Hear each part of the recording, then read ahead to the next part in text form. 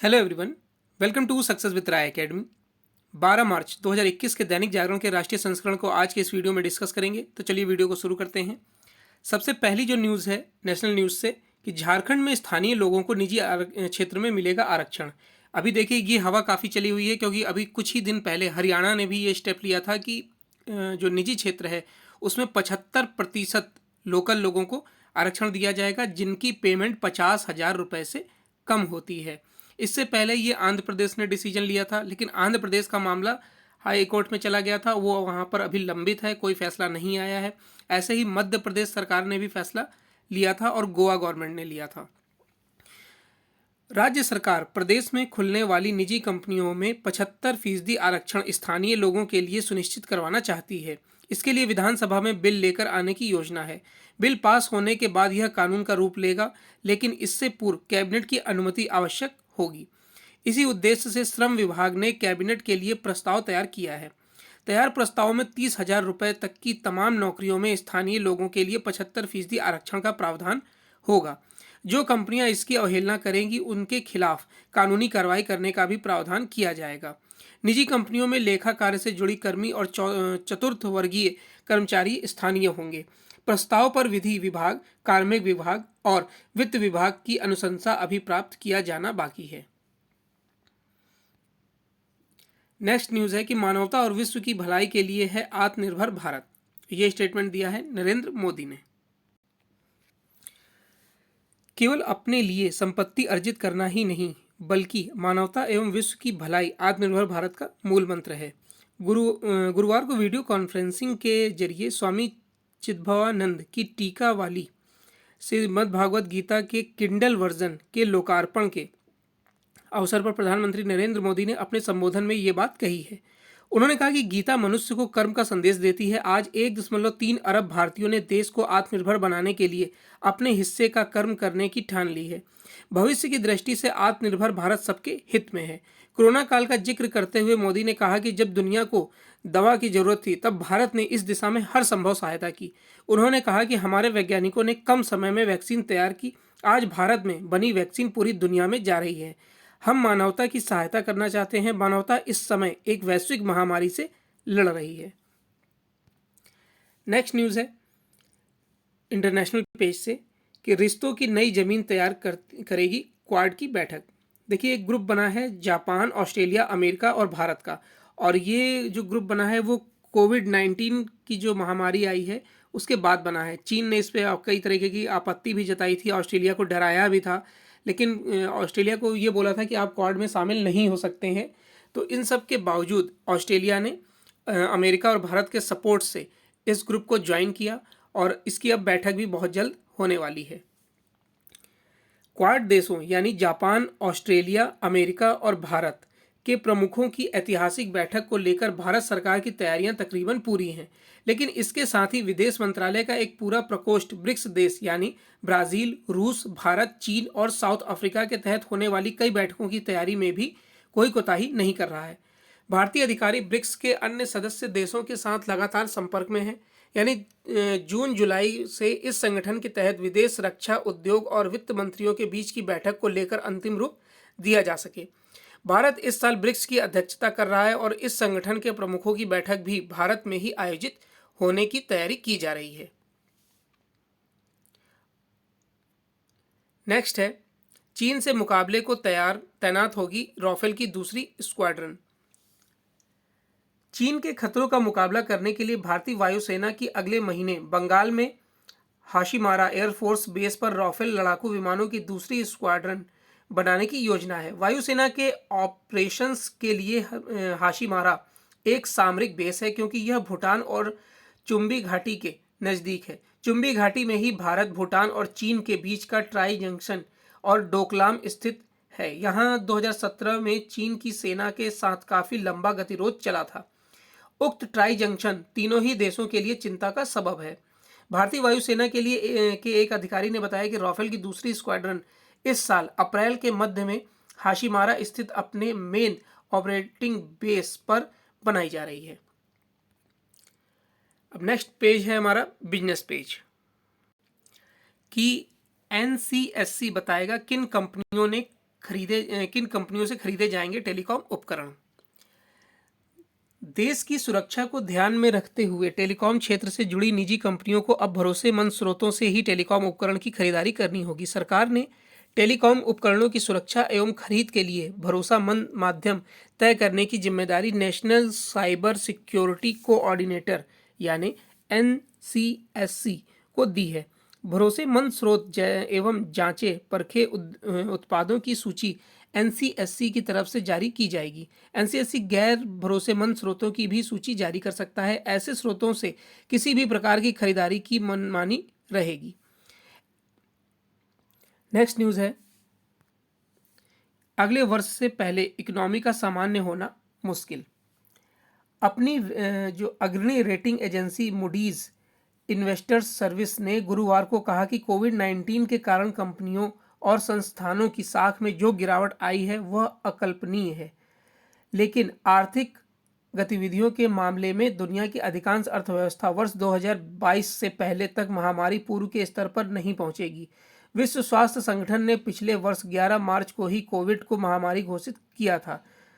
इसके बाद से पूरे वर्ष के दौरान महामारी ने दुनिया भर की प्रमुख अर्थव्यवस्थाओं में व्यवधान डाला है। इस वजह से ही कर्ज में गिरावट और भुगतान में चूक के मामले में भी तेजी से बढ़ोतरी हुई है और दुनिया भर की कई कंपनियां व संस्थानों के समक्ष क्रेडिट रेटिंग में गिरावट का संकट गहरा गया है। नेक्स्ट पेज है हमारा एडिटोरियल पेज। एडिटोरियल पेज में 3 आर्टिकल हैं। पहला आर्टिकल है वोटों के लिए राष्ट्रीय हितों की अनदेखी, और ये आर्टिकल लिखा है राजनीतिक विश्लेषक एवं वरिष्ठ स्तंभकार सुरेंद्र किशोर द्वारा। बंगाल विधानसभा चुनाव के संभावित नतीजों के पूर्वानुमान आने शुरू हो गए हैं। कुछ अनुमानों में भाजपा और तृणमूल कांग्रेस के बीच लगभग बराबरी का मुकाबला बताया जा रहा है। कुछ दिनों में स्थिति और साफ हो जाएगी। पिछले कुछ महीने में जितने बड़े पैमाने पर सांसदों, विधायकों और नेताओं ने तृणमूल कांग्रेस को छोड़ा है वह एक रिकॉर्ड है। यह गौर करने लायक है कि जो भी नेता तृणमूल कांग्रेस छोड़ रहा है वह मुख्यतः भाजपा में शामिल हो रहा है।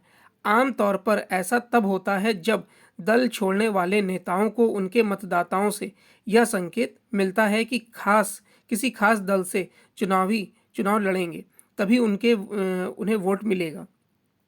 ममता बनर्जी अपने नेताओं पर लग रहे भ्रष्टाचार के आरोपों को गलत बताती हैं। इसके साथ ही केंद्र की विकास एवं कल्याणकारी योजनाओं के अमल को लेकर भी अपेक्षा एवं असहयोगपूर्ण रवैया अपनाती हैं। इससे भाजपा के लिए अनुकूल राजनीतिक चुनावी परिस्थिति तैयार हो रही है। घुसपैठियों की विशेष पक्षधरता के कारण ही ममता बनर्जी ने 2020 के प्रारंभ में दार्जिलिंग की रैली में यह घोषणा की थी कि बंगाल में CAA यानी नागरिकता संशोधन कानून लागू नहीं होने दिया जाएगा। ध्यान रहे कि केंद्रीय गृह मंत्री अमित शाह ने हाल में कहा था कि कोरोना टीकाकरण के बाद CAA लागू किया जाएगा। इससे पहले केंद्र सरकार सुप्रीम कोर्ट में यह कह चुकी है कि किसी भी संप्रभु देश के लिए राष्ट्रीय नागरिकता रजिस्टर यानी NRC जरूरी है। पिछले ही दिनों ममता बनर्जी ने कहा था कि यदि मुझे जेल में बंद भी कर दिया गया तो मैं बंग बंधु शेख मुजिबुर रहमान की तरह जाए बंगाल का नारा नहीं दूंगी। आखिर मुजिबुर की भूमिका दोहराने के पीछे ममता बनर्जी की मंशा क्या है? तृणमूल कांग्रेस के जीतने पर ममता बनर्जी ही मुख्यमंत्री बनेंगी। यदि ममता फिर से सत्ता में आ जाती हैं तो भी केंद्र सरकार को CAA NPR लागू करने में पीछे नहीं हटना चाहिए। घुसपैठियों से मुक्ति पाकर देश को सुरक्षित बनाने का दायित्व केंद्र सरकार को निभाना ही पड़ेगा। ममता बनर्जी की राजनीति कितनी मौका परस्त है यह एक खास राजनीतिक प्रकरण से पता चल जाएगा। वर्ष 2011 में ममता बनर्जी बंगाल की मुख्यमंत्री बनी। तब से घुसपैठियों के वोट उनकी पार्टी को मिलने लगे। इसके बाद से जो तबका ममता की नज़र में राज्य के लिए महाविपत्ति था वही उनकी पार्टी के लिए वोट बैंक के रूप में महासंपत्ति बन गया। वर्ष 2014 में नरेंद्र मोदी प्रधानमंत्री बन गए। मोदी सरकार ने CAA और NRC की जरूरत महसूस की। इस पर मुख्यमंत्री ममता बनर्जी ने कहा कि जो भी बांग्लादेश से यहाँ आए हैं वे चुनाव में वोट देते रहते हैं। वे सभी भारतीय नागरिक हैं, उन्हें यहाँ से भगाया नहीं जा सकता।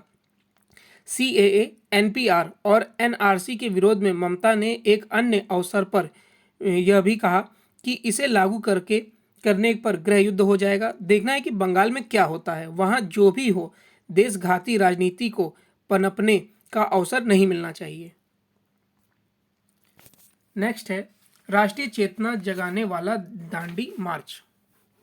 भारत की आज़ादी में दांडी मार्च की खास अहमियत रही है। इस आंदोलन के माध्यम से महात्मा गांधी ने एक बार फिर दुनिया को सत्य और अहिंसा की ताकत का परिचय कराया था। इसी वजह से इसके आगाज के दिनों को भारत की स्वतंत्रता के 75 वर्ष के भव्य समारोह के शुभारंभ के लिए चुना गया है। भारतीय स्वतंत्रता संग्राम में दांडी मार्च सबसे प्रभावशाली प्रतीकात्मक आंदोलन रहा है।